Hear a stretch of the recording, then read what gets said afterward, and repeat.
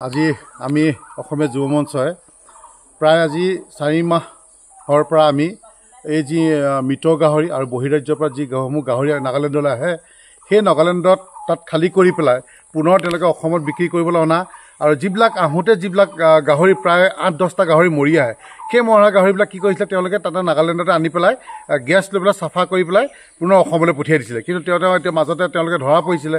ধৰা পৰিলত আমি কেছ দিছিলোঁ থানাত।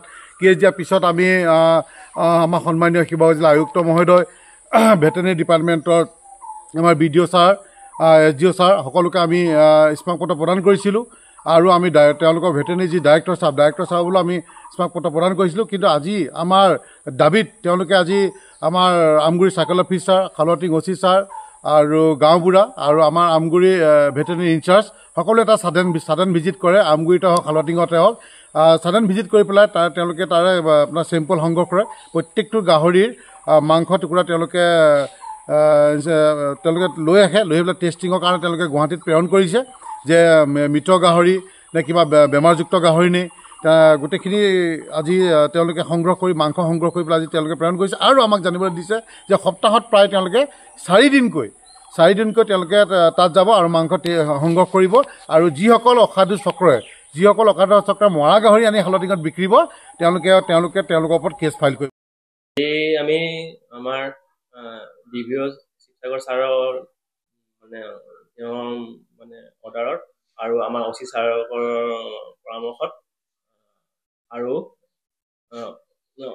আমাৰ চাৰ্কেল অফিচাৰ ছাৰৰ পৰামৰ্শ আৰু OC হালৱাটিঙৰ তেওঁ প্ৰেজেঞ্চত আমি আৰু আপোনাৰ লোকেল অথৰিটি গাঁও প্ৰধানৰ লগত আমি গৈ পিনে য'ত আপোনাৰ হালৱাটিং বজাৰত য'ত গাহৰি মাংস বিক্ৰী কৰা হয় তাত আমি গৈ পিনে তেওঁ চবৰ পৰা আমি হেৰি কৰিলোঁ মাংসটো ক'ৰ পৰা আনিছে।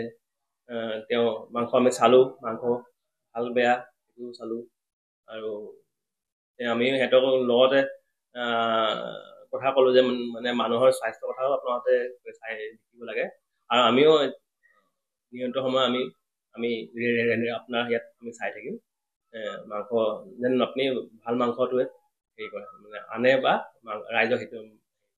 আৰু যোনটো মাংস যদি আপুনিও যদি বেয়া মাংস যদি আনে আপোনাৰ ওচৰততো গ্ৰাহক নাহিব নহয়, তেনেকুৱা নিচিনা কথা। আমি আৰু সিহঁতক আৰু আমাৰ OC ছাৰো ইয়াত গোটেই আমাৰ চাৰ্কেল অফিচ ছাৰ ইয়াত গোটেই কাৰ্যসূচীটো চাই আছে আৰু তেওঁ আমি আজিতো ইয়াত মাত্ৰ এইটো এনেকুৱা যোনটো আজি আমি ফিল্ড ভিজিট কৰিছোঁ প্ৰায় থাকিব।